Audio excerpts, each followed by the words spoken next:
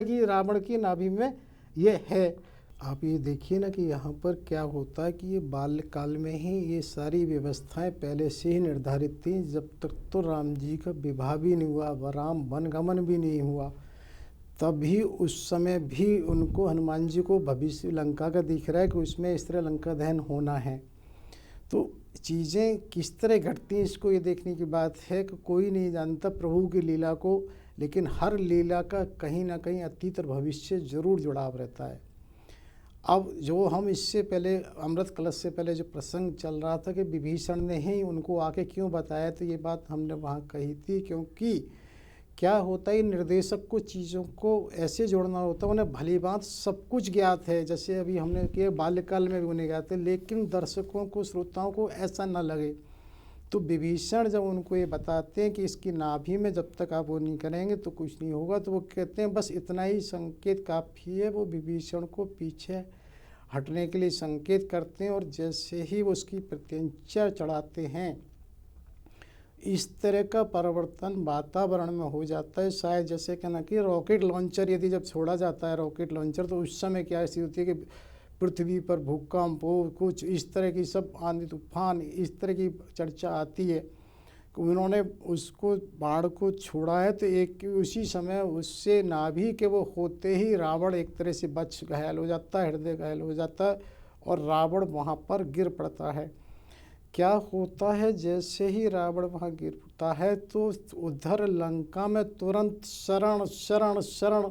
क्योंकि सबको पता है अब तो कुछ बचा ही नहीं है कुछ भी।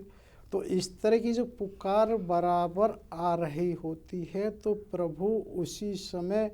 विभीषण से कहते हैं कि नहीं, अब तुम वहाँ घोषणा करो सबको कि किसी को किसी भी तरह की चिंता करने की आवश्यकता नहीं है, सबको शरण देने की बात करते हैं। इधर क्या होता है कि जो इंद्र का जो सारथी मातली है, वो प्रभु से कहता है कि अब मुझे इजाज़त दें तो मैं अपने रथ को लेके जाऊं। तो वो उसको रथ को उतरने के बाद एक बार दोबारा प्रक्रम पक्षिणा करते हैं और उसको धन्यवाद ज्ञापित करते हैं कि इंद्र को भी देना, तुम्हारे सारथ्य के कारण ही मैं युद्ध को जीत चुका हूँ, युद्ध को जीत सका हूँ। तो अतः वो उसका धन्यवाद, और वो वहाँ पर जब चले जाते हैं स्वर्गलोक को, तो क्या होता है, इधर विभीषण घोषणा कर रहे होते हैं कि सबको, कि सब जो जहाँ जैसे है अब वहीं रहे, किसी को भी अपने कर्तव्य, और किसी भी तरह से जब तक अगली घोषणा नहीं होगी कोई परिवर्तन किसी व्यवस्था में किसी तरह का नहीं होना है, किसी को किसी तरह की कुछ नहीं करनी है। तो इधर प्रभु सुग्रीव से कहते हैं वानरेंद्र, अब तुम इधर भी घोषणा करो कि वानर वगैरह कोई जय घोष ना करे, जिससे हमारा कोई शत्रु पक्ष को वो हर्ट करना, एक तरह से उन्हें कहना चाहिए कि उनका वो करना नहीं है, उनको किसी तरह का कष्ट पहुँचे। तो वहाँ पर वो इस तरह से वानरेंद्र भी क्या करते हैं कि सबको जय घोष करने को मना करते हैं, और ये कहते हैं कि नहीं सब तो जान। लेकिन क्या होता है, इतने लंबे समय के बाद देवता और सुरों को बड़ी वो मिली है, क्योंकि उन्होंने वहाँ ये देखा है, तो उनको रोकना बहुत मुश्किल है, क्योंकि ना तो वो एक तरह से विभीषण के अधिकार क्षेत्र में है, ना वानरेंद्र की में, और प्रभु भी यहाँ पर मनुष्य रूप में हैं,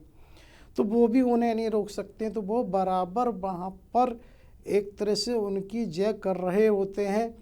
कि प्रभु श्री राम की जय हो, दशग्रीव दर्प के दर्पण की उसकी कारक की जय हो, और वो एक तरह से जय कर रहे हैं। लेकिन यहाँ कोई बस नहीं होता है, और क्या होता है, जैसे ही प्रभु रथ से उतरते हैं, सबसे पहले अभी तो श्वेत जैसे पसीना भी नहीं पहुँचा है, फिर वो एक ये अध्याय बताया कि उधर श्री श्री सुदर्शन चक्र जी द्वारा रचित उत्तर श्री रामचरित के उत्तराखंड का रावणोपदेश से है। वहाँ पर वो एक तरह से लक्ष्मण से ये कहते हैं जाओ तुम एक तरह से रावण से ज्ञान लो, क्योंकि ये चीज़ महत्वपूर्ण इसलिए हो जाती है कि शत्रुता जो होती है वो व्यक्ति के कर्म से होती है, व्यक्ति से नहीं होती। यदि व्यक्ति ज्ञानवान है तो वो फिर भी ज्ञानी है, और ये चीज़ इसलिए महत्वपूर्ण है कि यही सब कर्म द्वापर में भगवान कृष्ण ने जब महाभारत के युद्ध के समय विभीषण के पास युधिष्ठिर को भी भेजा था, क्योंकि ये बराबर उसके श्री भागवत जी में वहाँ प्रथम उसमें स्कंद में अध्याय साथ में भी आता है और महाभारत में विस्तृत उसकी चर्चा है कि किस तरह युधिष्ठिर वहाँ पहुँचे हैं। तो ये चीज़ ये कि यहाँ पर भी